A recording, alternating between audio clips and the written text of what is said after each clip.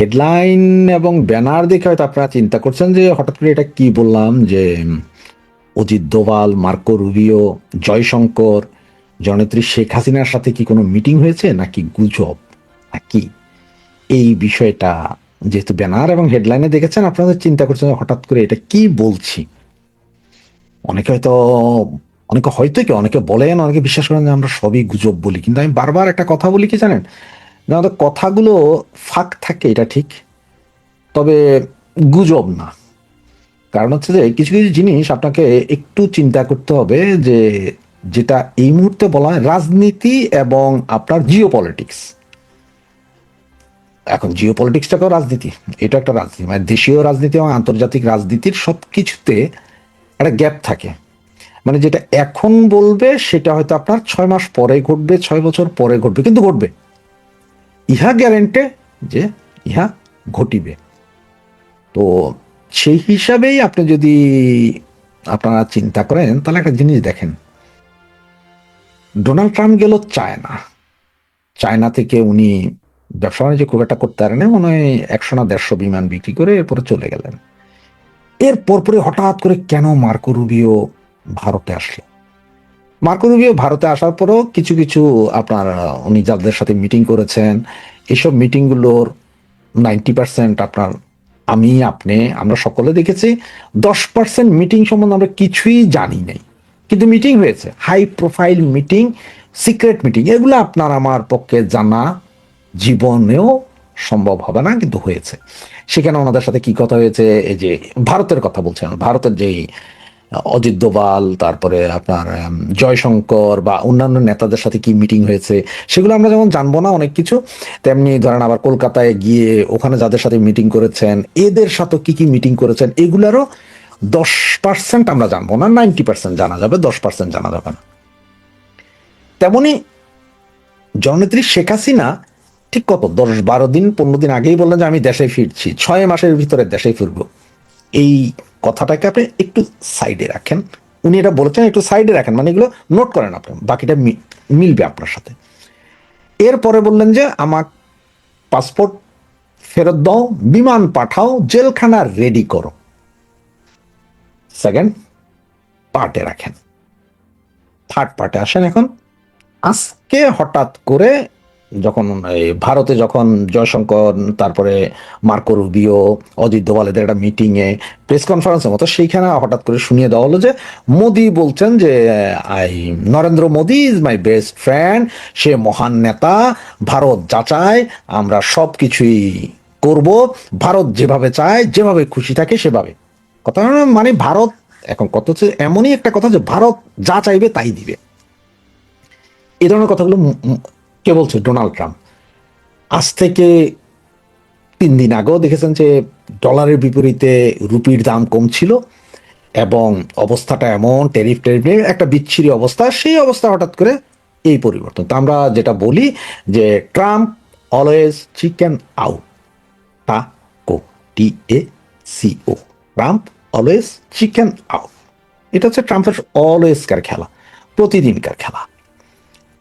এখন আপনার আরেকটা জিনিস দেখেন, যেমন এই যে যুদ্ধের কারণে তেল সরবরাহ নাই, পুরো মিডল ইস্টের তেল সরবরাহ নাই, সুতরাং রাশিয়া থেকে ভারত তেল আনবে, এইটার জন্য ওনারা আবার ঠিক আছে আমরা লিফটিং করলাম, রাশিয়া তেল বেচতে পারবে, কারণ হচ্ছে বুঝে যে তেল হে বললেও আনবে ভারত, না বললেও আনবে, কারণ এখন রাশিয়া থেকে সবাই তেল আনবে, সুতরাং একটা মান সম্মান রাখা যায়, সে আগ বাড়াইয়া বলবো। এখন বলতেছে আমরা ভারতকে সব দিব, ভারতের সব কথায় মানবো, ভারত আমাদের বন্ধু, সে আমাদের পরীক্ষিত বন্ধু, ওই সে প্রচুর কথা। তো আসলে ভারতের চাহিদা কি? ভারতের চাহিদা দুইটা। এক, সর্বপ্রথম চাহিদা হচ্ছে যে পাকিস্তান সন্ত্রাসী রাষ্ট্র, সন্ত্রাসী কর্মকাণ্ড করে, এইটা যেমন টলারেট করবে না ভারত, তেমনি বাংলাদেশের উপর থেকে ওনার পা, আমেরিকার পা, হাত পা মাথা এগুলো সরাইতে হবে। কারণ ভারত নিজে শান্তি থাকলে তাইলে ভারত আমেরিকার সাথে বন্ধুত্বপূর্ণ সম্পর্ক বলেন যাই বলেন সব করবে। তো এই করার মধ্যে আর আমেরিকা চায় কি, যে বাবারে তুমি যেইখানেই যাইবা যাও, পৃথিবীর সব দেশে যাও, শুধু চায়না ঠেকাও। কারণ আমেরিকার মাথা ব্যথা চায় না। আমি আপনাদেরকে এর আগের ভিডিওতে বলছিলাম যে প্রতি 100 বছরে সিস্টেম চেঞ্জ হয়। যেমন আপনার এক সময় ব্রিটেনের সূর্য ডুবতো না, সেই ব্রিটেন থেকে স্বাধীনতা লাভ করে আমেরিকা, এরপরে আমেরিকার দবদবা চলে, এটা 100 বছর হয়ে গেছে। এখন আগামী হয়তো 5-10 বছরের ভিতরে আমেরিকাকে টক্কর দিবে কে? চায়না। সুতরাং আমেরিকা তো জানে যে তারা কিভাবে উঠে আসছে। এখন চায়নাকে দেখতে, শুধু চায়নাকে ঠেকাইতে হলে তার পাশাপাশি দরকার কাকে? ভারতকে। কারণ পাকিস্তানের তো বিশ্বাস করাই জানে, এটা ভালো করে সকলেই জানেন। তো এর ভিতরে আরো কিছু ঘটনা ঘটছে দেখেন। এর ভিতরে আরো কিছু ঘটনা ঘটলো কি, যে হঠাৎ করে গতকালকে দেখলেন যে পাকিস্তানের বালুচ তারা এক আক্রমণ করে প্রায় 36 জন সেনা সদস্যকে মাইরা দিল রেলে। বালুচদের কাছে অস্ত্র আছে কি? সব আমেরিকান অস্ত্র। কোথেকে আসে? পাকিস্তানের ভিতরে বালুচের কাছে আমেরিকান অস্ত্র। এইদিকে আমাদের এক একজন উপদেষ্টা অলরেডি বলা শুরু করছে। আজকে যেমন তহিদ সাহেব, বিশিষ্ট নেতা তহিদ সাহেব, উনি কি বললেন যে হ্যাঁ ডিপ স্টেট ছিল, আমার কোনো দোষ ছিল না এই চুক্তিতে, আমি কিছুই জানতাম না, এই সেই। তার মানে সব দোষ কার? হারামজাদার। আসিফ নজরুল সাহেব আজকে হ্যাঁ 32 ভাঙছিল, আমি চুপ ছিলাম, এটা আসলে ঠিক হয়নি। এর আগে উনি বলছিলেন যে আমি এসব চুক্তিতে ছিলাম না। রেজওয়ান আছে, ফরিদা তো ভাইয়াই গেছে, আর টিকা দেওয়ার সেই স্বাস্থ্য মহিলা, ও তো নিজের স্বাস্থ্যই খারাপ, চেক আপে আছে, ব্যাক আপে নাই। এই অবস্থা বাংলাদেশের ভেতরে এগুলো। তাহলে এখন যদি কোনো গ্রিন সিগন্যাল না থাকতো বা কোনো কথাবার্তা যদি আগে থেকে না জানতো, হঠাৎ করে আমাদের নেত্রী কেন বললেন যে আমি 6 মাসের ভিতরে আসছি? কেন হঠাৎ করে নেতারা বলছেন যে গণরোষের মাথায় পড়বে? হঠাৎ করে কোনো কিছু নাই, বাড়ি নাই, ঘর নাই, জায়গা নাই, সম্পত্তি নাই, কিছু নাই, এরপর আমার নেত্রী ঢাকা শহরে চলে আসবেন, কোথায় থাকবেন? কি করবেন? কে তাকে নিরাপত্তা দিবে? চিন্তার বিষয়, একটু চিন্তা করেন। তাহলে যদি কোনো গ্রিন সিগন্যাল না থাকে, যদি আসলেই আমেরিকি হাত তুলে না নেয়, বাকিরা যদি বিপদে পড়ে নাই যায়, তাইলে তাহলে কিভাবে উনি বলেন? এছাড়াও আপনারা যে তিস্তা প্রকল্প টকল্প এগুলো নিয়ে ভারতের যেমন একটা অ্যালার্জি আছে, তেমনি আমেরিকার অ্যালার্জি সবচেয়ে বড় হচ্ছে চায়না। শুধু এটা বাঁচাইতে হলে ভারতের সাথে করতে হবে, কারণ কোয়াড একটা করছিল আমেরিকা, সেটা এখন মৃত প্রায়। সুতরাং ভারতকে হাতে ধরে হোক, পায়ে ধরে হোক, এই করে হোক, সেই করে হোক, যে ভাই তোরা কোয়াড চালু রাখ। কোয়াড চালু রাখলেও তার লাভ আছে। হয়তো দূর ভবিষ্যৎ দেখতে হবে কোয়াডে বাংলাদেশও আছে। জিও পলিটিক্সে কেউ স্থায়ী শত্রু, কেউ স্থায়ী মিত্র না। কোয়াডে হয়তো বাংলাদেশও আসতে পারে। সুতরাং ওনাদের জাহাজটা যা আনার জন্য চেষ্টা তদবির, কোয়াডে আসলে ওইটাও হবে ন্যাটোর মতো। তো এইসব যখন ঘটনা চলছে, এর ভিতরে গুঞ্জন যে মার্কো রুবিওর সাথে মনে হয় কথা হয়েছে, তবে আমি শিওর না, আপনার 100% শিওর না যে মার্কো রুবিও, অজিত দোভাল এবং জয়শঙ্কর সেখানে 4 জনের কোনো বৈঠক হয়েছে কিনা। তবে 2টা বৈঠক তো আপনারা সবাই জানেন আমেরিকা এবং ভারতের হয়েছে। আবার ভারতের এনারা যারা আছেন, অজিত দোভাল, তারপরে কি বলে জয়শঙ্কর স্যার, ওনাদের সাথে কিন্তু আমাদের নেত্রীর কন্টিনিউ যোগাযোগ আছে, বৈঠক হচ্ছে, কথাবার্তা হচ্ছে, সবকিছু এগুলো সব হচ্ছে, প্ল্যান প্রোগ্রাম সব হচ্ছে। কারণ উনি তো ওখানে রাষ্ট্রীয় অতিথি, ওনাকে রাষ্ট্রীয় প্রটোকলেই রাখা হয়েছে। নরেন্দ্র মোদীর পরে ভারতবর্ষ যদি সর্বোচ্চ প্রটোকল কেউ পায়, সেটা হচ্ছে যে জননেত্রী শেখ হাসিনা। সুতরাং হইতেও পারে, কারণ ওইটাই বলছি যে হঠাৎ মার্কো রুবিও আসছে, কলকাতায় আসলো, আবার ওখানে বৈঠক করলো। এর আগেই নেত্রী বলছেন যে আমি আসবো। এখন প্রতিদিনই পত্রিকায় কোনো না কোনো নিউজ বেরিয়ে আসছে নেত্রীর। যেমন বাংলাদেশ টাইমস অলরেডি গতকালকে কথা বলেছে আওয়ামী লীগের বিভিন্ন নেতাদের সাথে, এদিকে আবার আজকে আবার বিএনপির নেতাদের সাথেও ইন্টারভিউর বিভিন্ন কথাবার্তা আছে। বিএনপির নেতাদেরও গলার সুর একটু যেন কেমন নরম না, যে হ্যাঁ উনি আসতে পারে। ওই যে একটা আছে না, কষা যায়, আমরা ইনসাফ করব, তুই বেটাকে ইনসাফ করবি, এমন কোন দড়ি তৈরি হয়েছে বলে শেখ হাসিনার গলায় দড়ি দিবি? তোদের তো এমন কোনো দড়ি নেই যে আমার গলায় দড়ি দিবি, আর শেখ হাসিনা জননেত্রী শেখ হাসিনার গলায় দড়ি দিবি, এটা তো হবে না। সুতরাং এই জন্যই একটা গুজব কেন জানি চারিদিকে রটছে। তবে কত হচ্ছে যে যা রটে তার কিছু না কিছু বটে। সরাসরি কথা না হইলেও টেলিফোনেও কথা হইতে পারে, ভার্চুয়ালিও কথা হইতে পারে, কত রকম ভাবেই তো কথা হইতে পারে, কত রকম কত সিগন্যালেই কথা হইতে পারে। সুতরাং এই জন্যই মার্কেটে যেহেতু কথাটা চালু আছে, এই জন্যই ব্যাপারটা নিয়ে আপনাদের কাছে করলাম যে আপনারাও বুঝেন যে আমি 3টা কথা বলেছি, 3টাকে আলাদা রাখেন, এরপরে বাকি ঘটনাগুলো মিলান এবং এরপরে যে সবগুলো ডট মিলাইলে হয়তো কিছু একটা আন্দাজ করতে পারবেন। কারওয়ান বাজারকে পাইকারি মার্কেট হিসেবে দেখলেও কারণ বাজারের আর একটা পরিচিতি আছে, সেটা হচ্ছে এটা একটা মিডিয়া পাড়া। এখানে অসংখ্য না বাট অনেকগুলো টেলিভিশন চ্যানেলের অফিস আছে, পত্রিকা অফিস আছে এখানের মধ্যে, এবং যার কারণে এখানে একটা মিডিয়া সাংবাদিকদের একটা সরগরম অবস্থা সবসময় থাকে। তো আজকে যে গল্পটা দিয়ে শুরু করব সেটা হচ্ছে কারওয়ান বাজারের গল্প। কারণ বাজারে একজন চা দোকানদার আছেন, তিনি চা বানান। তো ওইখানে গিয়ে আমাদের মোখলেস ভাই বসছে। মোখলেস ভাই বসে বলল, এইখানে কে কিভাবে চা অর্ডার করে এটা থেকে আমি বুঝতে পারবো যে কোন সাংবাদিক কোন পত্রিকার বা কোন মিডিয়া হাউসের সাথে জড়িত। তো আমরা সকলে খুব উৎসাহিত, তাই নাকি, তাহলে দেখি প্রমাণ হোক। তো প্রথমে একজন আসলেন ভদ্রলোক, এসে বললেন, এই 1 কাপ চা দাও, চিনি ছাড়া। তো মুখলেস বললো যে উনি আরটিভি, ওই যে দেখতেছেন না ওয়াসা ভবনের উপরে, ওইখানে আরটিভির সাংবাদিক। বলে আপনি কেমনে চিনেন, বুঝলেন? বলে আরটিভির অবস্থা একটু দরিদ্র, ছোটখাটো টিভি চ্যানেল হিসেবে টিকে আছে, তাদের ওই মিষ্টি খাওয়ার মতো সক্ষমতা কম, যার কারণে চিনি ছাড়া চা খেয়ে অভ্যস্ত উনি। তো আমরা গিয়ে জিজ্ঞেস করলাম, ভদ্রলোক বলে হ্যাঁ আমি আরটিভির। আচ্ছা, খুব জমলো। একটু পরে আরেকজন আসলেন, এই 1 কাপ চা দাও, দুধ ছাড়া চা দাও। তো ভদ্রলোক বললো, মুখলেস বললো, এই লোক এটিএন এর, এখানে এটিএন বাংলা, এটিএন নিউজের কোনো একটা। উনি কিভাবে বুঝলেন মুখলেস ভাই? তো মুখলেস বললো, এদের ধরেন সব চিনি আছে, মানে টাকা পয়সা আছে চেয়ারম্যানের, কিন্তু নায়িকা টাইকা আবি জাবি নিয়ে বিজি থাকেন চেয়ারম্যান সাহেব, গায়ক মানুষ, তো দুধের অভাব আছে সাংবাদিকদের, এই জন্য ওরা দুধ না খেয়ে অভ্যস্ত, সুতরাং উনি এটিএন এর। তো আমরা জিজ্ঞেস করলাম, হ্যাঁ উনি এটিএন এর। তৃতীয় একজন আসলেন, খুব গম্ভীর হাব ভাব নিয়ে আসলেন, এবং এসে উনি বললেন, হ্যাঁ 1 কাপ চা দাও, চাপাত্তি ছাড়া। আমরা সবাই একজন আরেকজনের মুখের দিকে তাকালাম, চাপাত্তি ছাড়া চা। মুখলেসের দিকে তাকালাম, মুখলেস ভাই কি বিষয়? মুখলেস ভাই কান চুলকাইতে চুলকাইতে বললো, আরে এই লোক প্রথম আলোর। কিভাবে বুঝলেন প্রথম আলো? বলে শুনেন, চাপাত্তি ছাড়া চা আর শেখ হাসিনা ছাড়া আওয়ামী লীগ, বিএনপি খালেদা জিয়া ছাড়া বিএনপি, এইসব উদ্ভট জিনিস একমাত্র প্রথম আলো চিন্তা করতে পারে। প্রিয় দর্শক, নির্ঘাত থাকেন, মুখলেস ভাইয়ের এই কথাটি সত্য।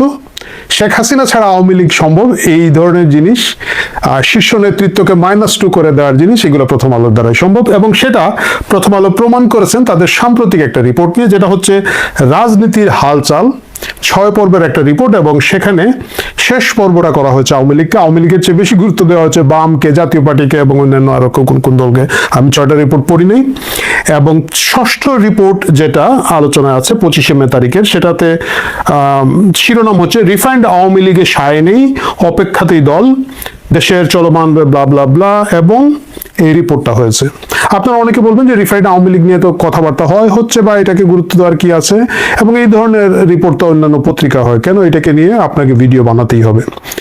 আপনাদেরকে এই কথাটা মনে রাখতে হবে, যখন বাঘ চলে বাঘের আগে ফেউ চলে, একইভাবে যখন ডিপ স্টেট পরবর্তী কোনো কাজ করে, এর আগে ডেইলি স্টার এবং প্রথম আলোর মধ্যে এর কিছু কিছু লক্ষণ টের পাওয়া যায়। সুতরাং একই রিপোর্ট যদি অন্য কোনো পত্রিকা করতো, দেশ রূপান্তর, সমকাল, যুগান্তর বা অন্যান্য আরো যে পত্রিকাগুলো আছে আমাদের দেশে, তারা কেউ করলে জিনিসটাকে এত গুরুত্ব আমরা হতে দিতাম না। কিন্তু যেহেতু প্রথম আলো রিফাইন্ড আওয়ামী লীগ নিয়ে লেগেছে, এর মানে হচ্ছে কেউ না কেউ কোথাও না কোথাও থেকে তাদেরকে সেই সিগন্যালগুলো দিচ্ছে। আপনারা জানেন, ডেইলি স্টারের সম্পাদক মহোদয় বলেছেন যে আগে 111-এর সময়ও তারা অকাতরে, অবলীলায়, কোনো ধরনের ভেরিফিকেশন ছাড়া ডিজিএফআই রিপোর্ট পাবলিশ করতেন। এবং এই 6ষ্ঠ পর্বের মূল কাহিনীটি হচ্ছে প্রথম 5টা পর্বকে দিয়ে ঝোপের আড়ালে কাড়ালে বাড়ি দিয়ে, এবং 6ষ্ঠ পর্বে আসা হচ্ছে আওয়ামী লীগের। খুবই ইন্টারেস্টিং, অদ্ভুত একটা রিপোর্ট। আমি রিপোর্টে কিছু কিছু জায়গায় পড়তে চাই। পুরনো অবস্থানেই অনড় আওয়ামী লীগের শীর্ষ নেতৃত্ব, এবং এখানে বলা হচ্ছে, এটা খুব ইন্টারেস্টিং লাইনটা আমি পেয়েছি, এই যে পেয়েছি, 2য় বা 3য় লাইন, রাজনৈতিক অঙ্গনে টিকে থাকাও ও আবার সক্রিয় হওয়ার সম্ভাব্য সবচেয়ে ভালো বিকল্প পথ হিসেবে এই ধারণাকে সামনে আনছেন কেউ কেউ, মানে রিফাইন্ড আওয়ামী লীগ। তবে দলের শীর্ষ নেতৃত্ব, বিশেষ করে শেখ হাসিনা, এই ধারণা একেবারেই অনাগ্রহী। খুবই দুঃখের খবর। এই পরিস্থিতিতে আওয়ামী লীগের নেতাকর্মীদের অনেকের কাছেই দলটির রাজনীতিতে ফেরার কি পথ স্পষ্ট নয়। অনেকের মধ্যে হতাশাও কাজ করছে। আবার কেউ কেউ মনে করছেন, বর্তমান সরকার যদি বড় ধরনের ভুল করে বা জনপ্রিয় হয়ে ওঠে, তবে আওয়ামী লীগের ফিরে আসার পথ বা সুযোগ তৈরি হবে।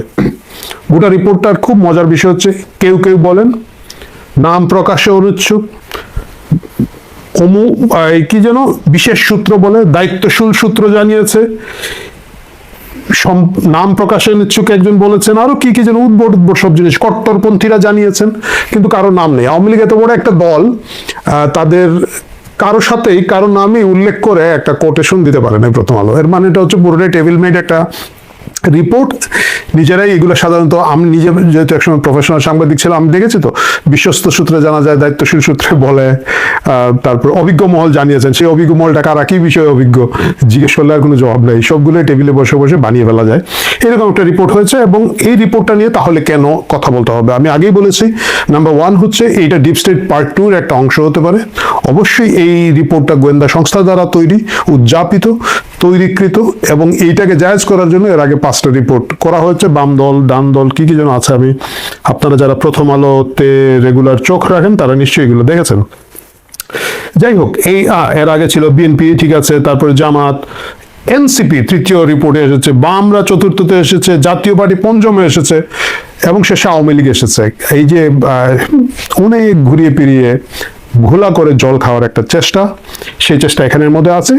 এবং কেন আমরা এটা নিয়ে আলাপ করব? এটা নিয়ে আমরা এই কারণে আলাপ করব, প্রথমে কথা হচ্ছে এইখানে আওয়ামী লীগের নেতাকর্মীদের মনোবল ভেঙে দেওয়ার জন্য সুস্পষ্টভাবে এখানে এই জিনিসটা করা হয়েছে। একমাত্র কোটেশন দেওয়া হচ্ছে গবেষক ও রাজনৈতিক বিশ্লেষক আলতাফ পারভেজের মতে।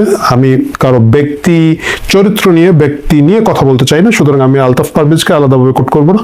যাই হোক, মূল যে কথাটা সেখানে চলে আসি। মূল কথাটা হচ্ছে, পুরো রিপোর্ট করা হচ্ছে যে শেখ হাসিনার গোয়ার্তুমি, শেখ হাসিনার একরকমি, শেখ হাসিনার এই কি বলে অনড় অবস্থানের কারণে রিফাইন্ড আওয়ামী লীগ, একটি পবিত্র আওয়ামী লীগ থেকে এই দেশ, জাতি এবং প্রথম আলো বঞ্চিত। আমি এই জিনিসটা আমার দর্শকদেরকে অন্যভাবে বোঝাই। ধরেন 1 লক্ষ আওয়ামী লীগের নেতাকর্মী আছেন, 1 লক্ষ ধরেন, বেশি ধরলাম না, 1 লক্ষ। আপনারা যারা খুব উৎসাহিত তারা 10 লক্ষ ধরতে পারেন, 1 কোটি সমর্থক ধরতে পারেন, যা ইচ্ছা ধরেন। আমি 1 লক্ষ ধরেই হিসাব করি। একক, দশক, শতক, সহস্র, অযুত লক্ষ, মানে 1 লক্ষ লিখতে হলে 1 লিখে 5টা শূন্য দিতে হয়। 10 লক্ষ লিখলে 6টা, 1 কোটি লিখলে 7টা শূন্য দিবেন। এই এক জিনিসটা হচ্ছে শেখ হাসিনা। আপনি 1 মাইনাস করেন, 5টা শূন্য দেন, 6টা শূন্য দেন, 7টা শূন্য দেন। বর্তমান বাস্তবতা হচ্ছে আওয়ামী লীগ 0 0 0 0। আওয়ামী লীগের একটা নেতা আপনি এই মুহূর্তে নেই, মানে খুব সিনিয়র নেতা যারা এখন, তুফাইল আহমেদ প্রায় জীবন মৃত অবস্থায় আছেন, এইরকম 2-1 জন ছাড়া, যাদের সর্বজন গ্রাহ্য এক ধরনের অবস্থান আছে, ইমেজ আছে, রাজনৈতিক ইতিহাস আছে, অতীত আছে। আমি জানি আমার যে দর্শকরা আওয়ামী লীগ করেন তারা আমাকে এখন গালি দিবেন, বাজে বাজে কথা বলবেন, এবং তারা তাদের মহাপুত ও পবিত্র নেতাদের কথা বলবেন। Don't take it otherwise. ভাই, আপনাদের সাধারণ সম্পাদকের লোকজন কাদের বলে চিনে না, কাউয়া কাদের বলে। তো একটা দলের সংগঠনের সাধারণ সম্পাদকের এটা হচ্ছে পাবলিক ইমেজ। এবং বাকিদের কথা বললাম না, আরো কিছু লোকজন আছেন এখানের মধ্যে, তাদের কথা না বলি।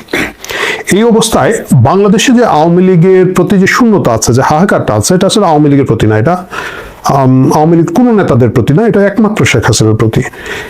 আওয়ামী লীগের সকল দোষ, সকল দায়ভার শেখ হাসিনার কাঁধে। সকলেই শেখ হাসিনাকে এটার জন্য গালাগালি করছেন, আটকাচ্ছেন, মামলা করছেন, ফাঁসির রায় দিচ্ছেন, সবই হচ্ছে। কিন্তু আওয়ামী লীগকে যারা এই মুহূর্তে সমর্থন করছেন, আওয়ামী লীগের ফিরে আসা যারা প্রত্যাশা করছে, তারা কিন্তু আসলে আওয়ামী লীগ চাচ্ছে না, শেখ হাসিনাকে চাচ্ছে, এবং শেখ হাসিনার বাইরে কাউকে চাচ্ছে না। আওয়ামী লীগ এইখানের মধ্যে অন্য কোনো ধরনের, আমি একটা লোককে দেখি নাই, চাই না, কেউ পাইলে অবশ্যই প্রথম আলো সেটা কোট করতো। এখানে বলেছে যে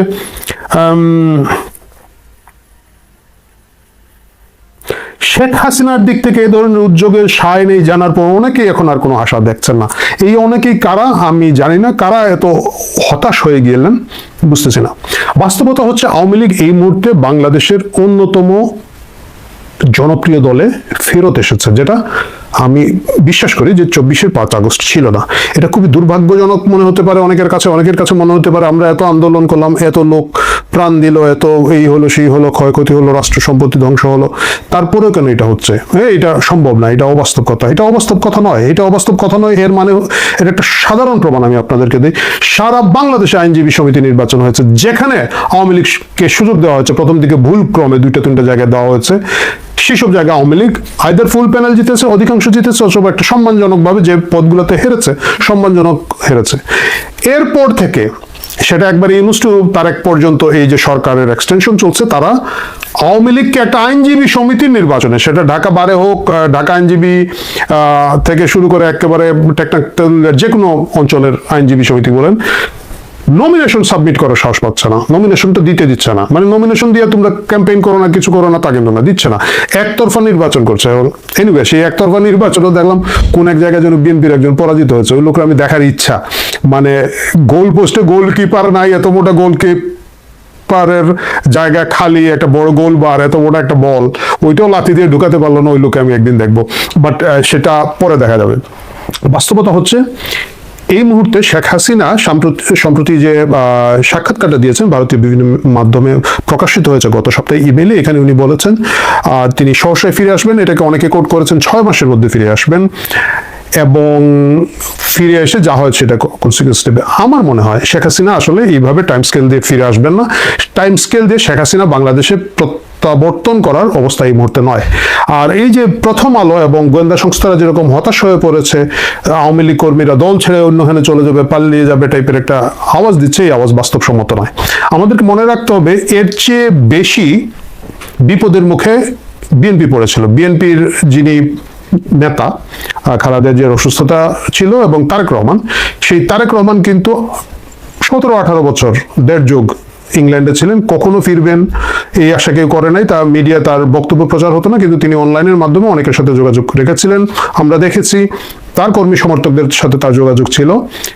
এই তুলনায় কিন্তু শেখ হাসিনার এই অ্যাক্টিভিটিসটা অনেক বেশি। আমরা জানি যে কিছু কিছু টেলিগ্রাম লিগ উদ্ভব হয়েছে এবং তারা বিভিন্ন জায়গায় টেলিগ্রাম একটা অ্যাপস, সেখানের মধ্যে সবাইকে জড়ো করে এবং শেখ হাসিনা বক্তৃতা দেন।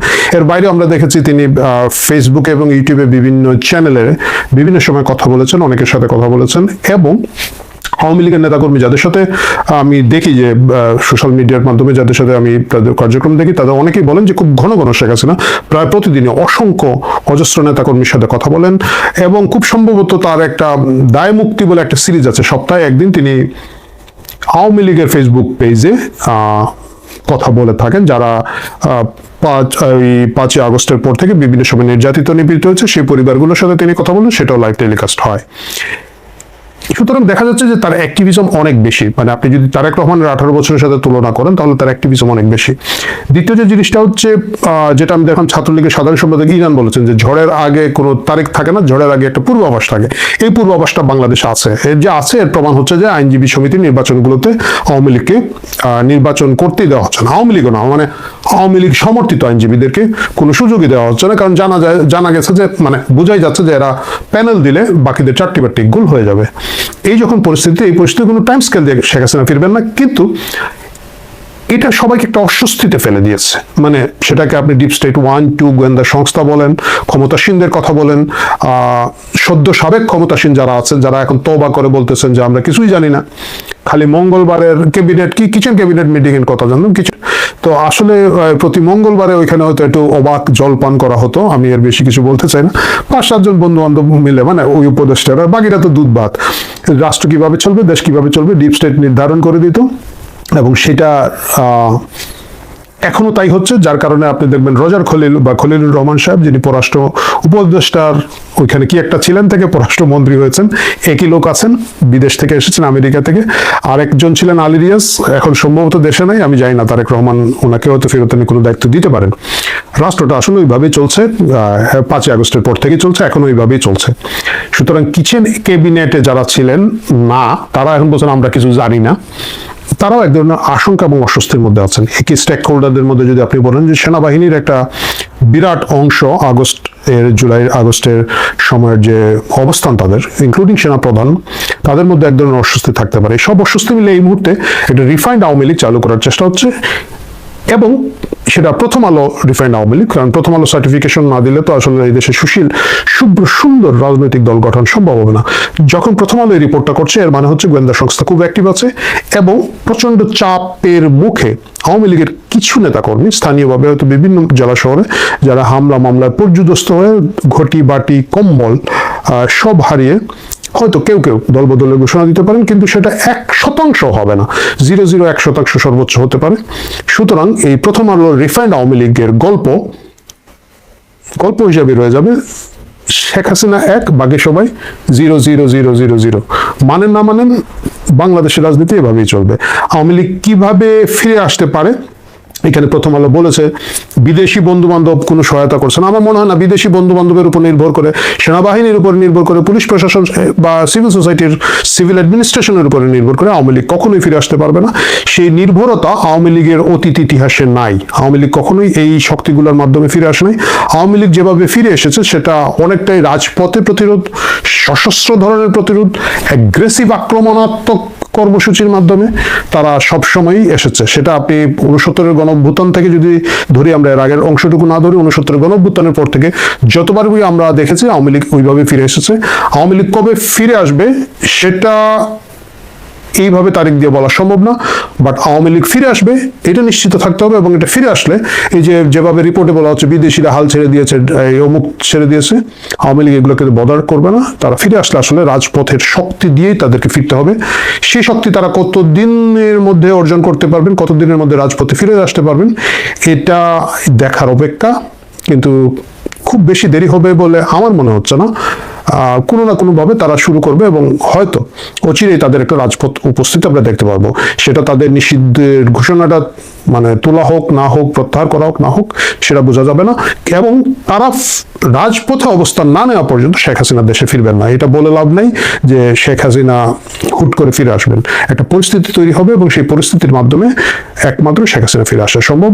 এবং সেই পরিস্থিতি প্রথম আলো রিফাইন্ড আওয়ামী লীগের মাধ্যমে, গোয়েন্দা সংস্থার লেখা রিপোর্টের মাধ্যমে হবে না। এটা অন্তত নিশ্চিত করে বলা যায়।